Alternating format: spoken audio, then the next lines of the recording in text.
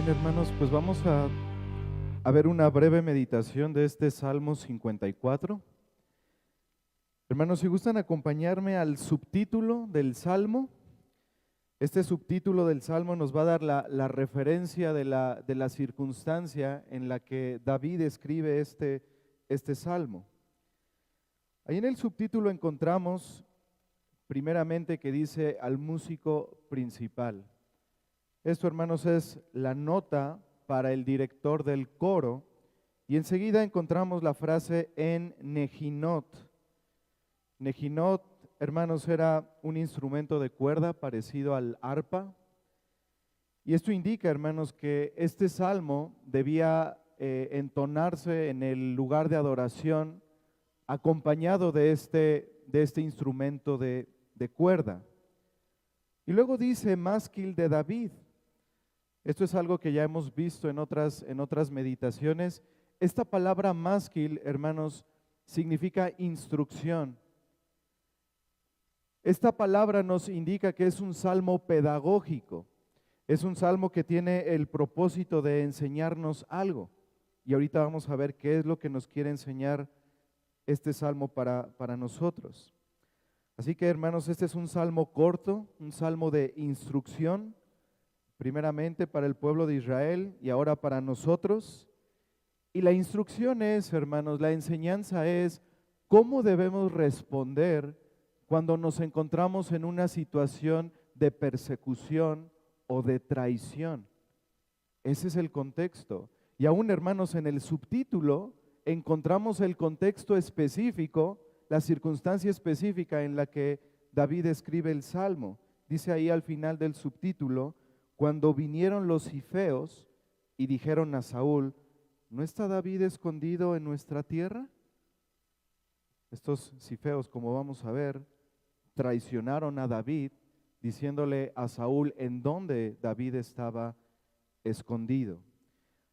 Hermanos, acompáñenme por favor al primer libro de Samuel, capítulo 23. Ahí encontramos el contexto. Y es muy importante, hermanos, siempre que se estudian los salmos, ir al contexto para poder entender con mayor claridad las palabras del salmista. Primer libro de Samuel, capítulo 23, y permítanme darles un breve resumen de lo que ha pasado en los capítulos anteriores hasta llegar al capítulo 23.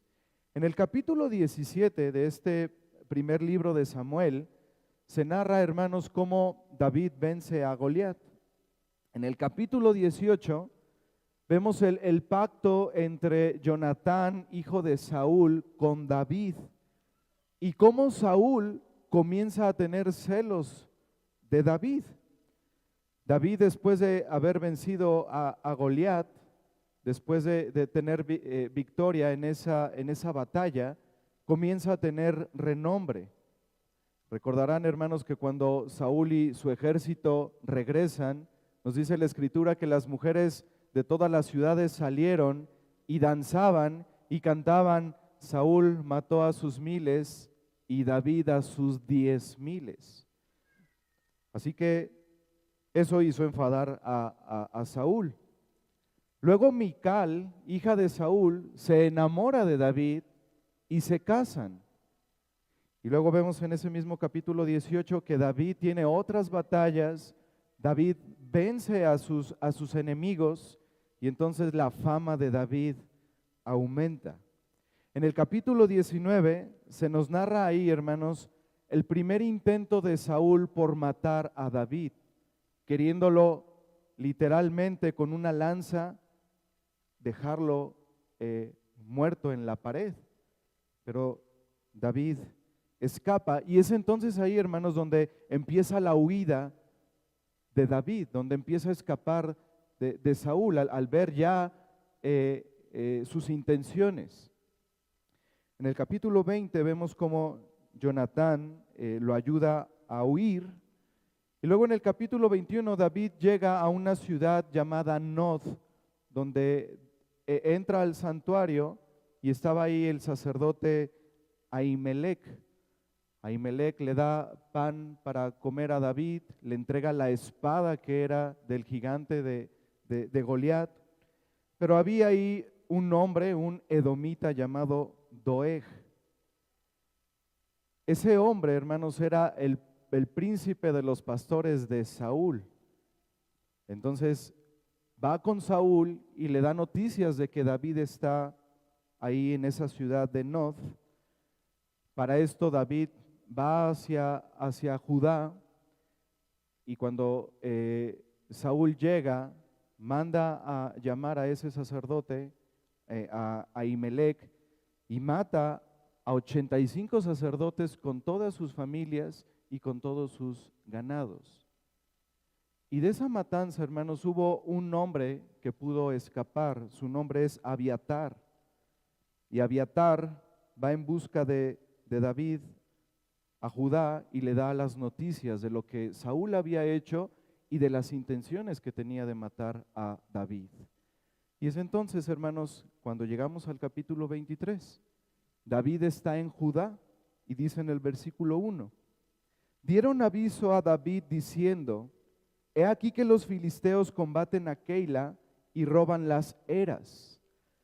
Keila, hermanos, era una ciudad que estaba en Judá, la tribu de David. David tenía un aprecio por esa ciudad. Y esos filisteos, Keila y los filisteos estaban juntos. Esos filisteos estaban robando las eras.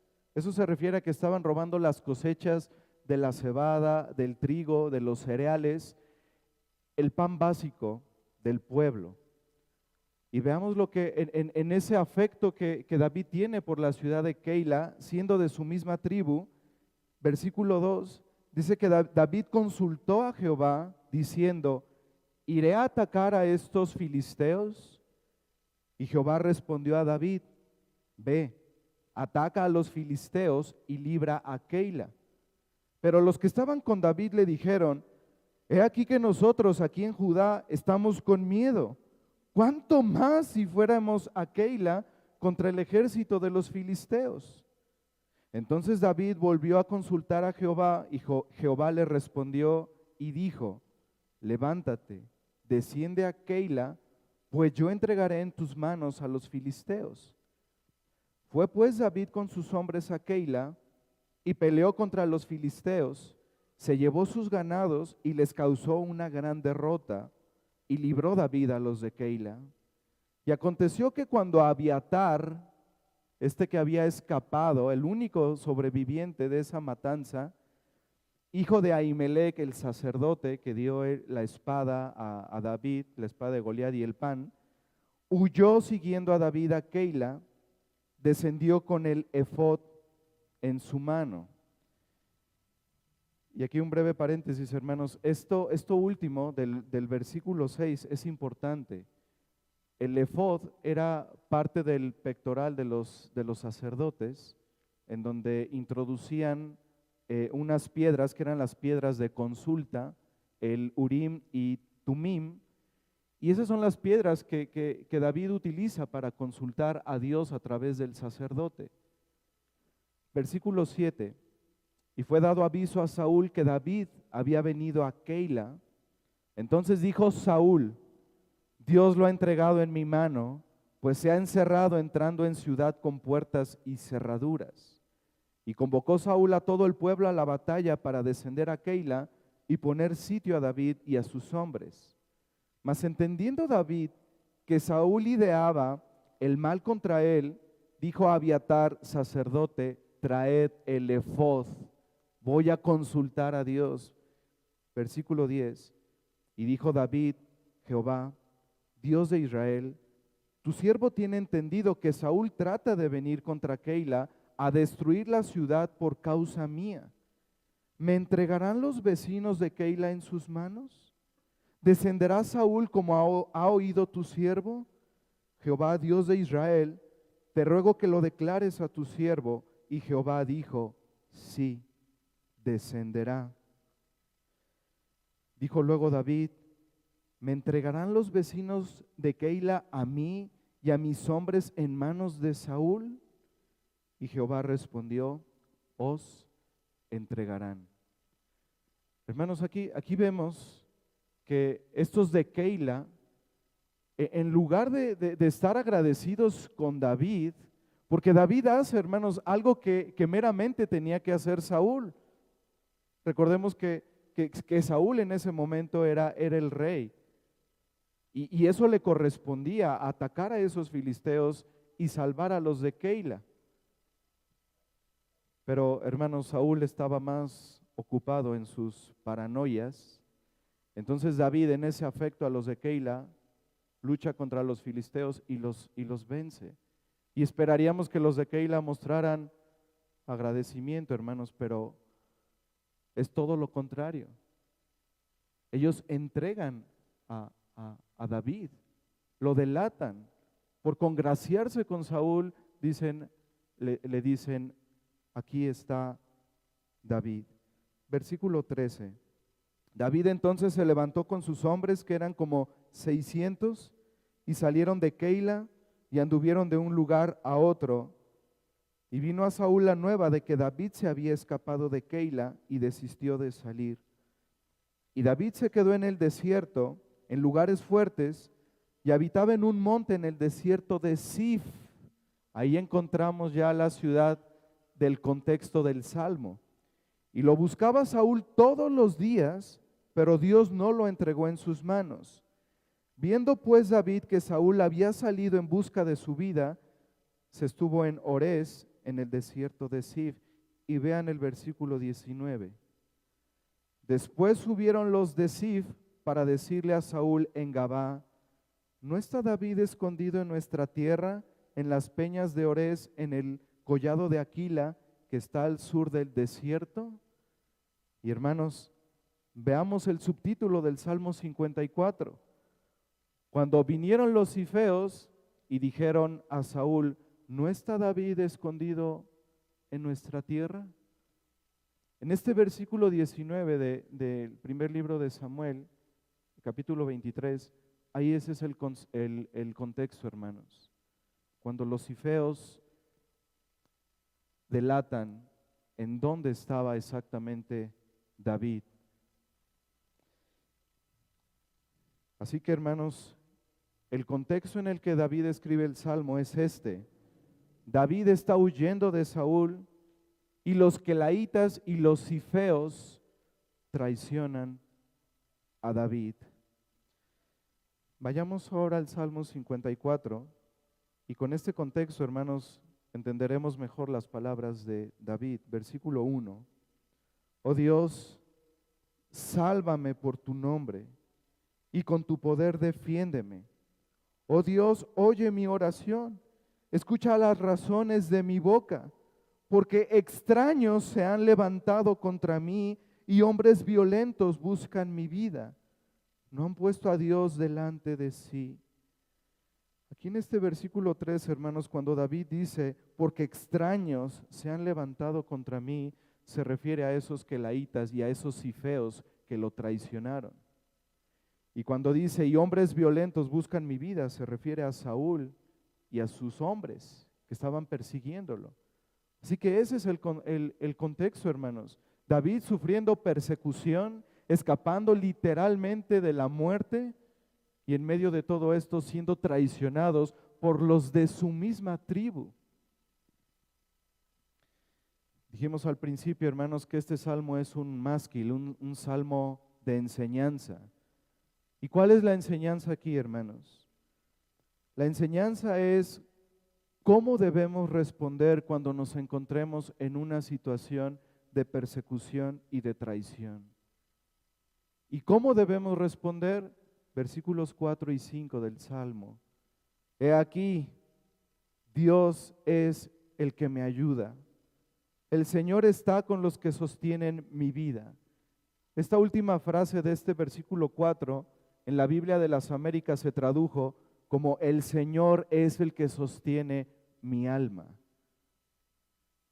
Él devolverá el mal a mis enemigos, córtalos por tu verdad. Esa es la enseñanza, hermanos. Recordar que Dios es el que nos ayuda. el recordar que el Señor es el que sostiene nuestras almas y que Él hará justicia, como dice en el versículo 5. Este Salmo 54, hermanos, nos habla de la confianza que David tenía en la soberanía de Dios. Y en el Salmo no habla de la soberanía meramente como un atributo de Dios, sino que David habla, hermanos, de Dios como el soberano de su vida. Este Salmo, hermanos, nos recuerda que Dios está con nosotros, que Él es soberano y que Él obra de manera providencial y siempre para el bien de su pueblo. Hermanos, ¿quién puso a David en esa situación? Dios mismo. Dios le dijo, ve y ataca a los filisteos y libra a Keila. Y luego en la segunda consulta que David le hace al Señor, el Señor le dice, levántate, desciende a Keila, pues yo entregaré en tus manos a los filisteos. Y luego el Señor le confirma que los quelaitas lo iban a traicionar, y aún el Señor permite que los cifeos también lo delaten. Y por ello, hermanos, en esa confianza de David vemos en los versículos 6 y 7 del Salmo, vemos aquí, hermanos, una acción de gracias anticipada. Voluntariamente sacrificaré a ti, alabaré tu nombre, oh Jehová, porque es bueno, porque Él me ha librado de toda angustia y mis ojos han visto las ruinas de mis enemigos. Hermanos, David en medio de esa situación clama al Señor, pide justicia, pide que lo fortalezca en medio de esos malvados que lo perseguían, en medio de esos traicioneros. Pero hermanos, después de ese Selah que encontramos en el Salmo, esa palabra que es para meditar, David medita y recuerda las misericordias pasadas del Señor y dice, el Señor es el que me ayuda. Y después termina el Salmo presentando una acción de gracias, convencido, hermanos, de que el Señor lo libraría.